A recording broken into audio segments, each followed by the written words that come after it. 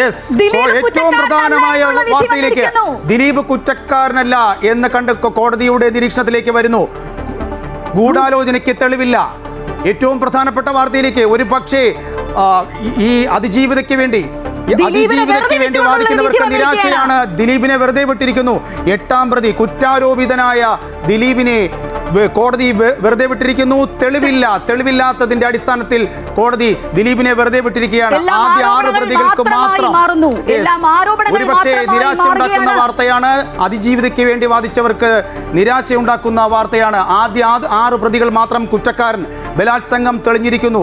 ബലാത്സംഗത്തിന്റെ ഗൂഢാലോചന കുറ്റം ദിലീപിന് മേലില്ല. ദിലീപ് കുറ്റക്കാരനല്ല. ആദ്യ 6 പ്രതികൾ മാത്രം കുറ്റക്കാരെന്ന് എറണാകുളം സെഷൻസ് കോടതി വിധിച്ചിരിക്കുന്നു. ജഡ്ജി ഹണിയം വർഗീസാണ് ഇപ്പോൾ ശിക്ഷാവിധി പറയുന്നത്. ദിലീപിനെ വെറുതെ വിട്ടിരിക്കുന്നു. ഗൂഢാലോചന കുറ്റം തെളിയിക്കാൻ പ്രോസിക്യൂഷന് കഴിഞ്ഞില്ല.